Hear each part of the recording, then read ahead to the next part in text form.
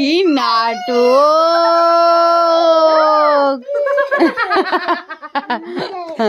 এই তুই তো এটা ওকে সত্যিকারে মারলি কেন?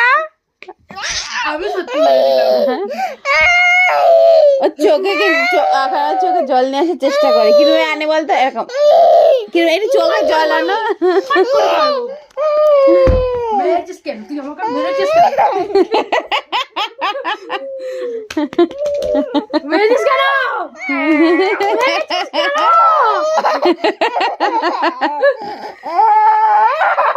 আমি কিন্তু রেগে আছি।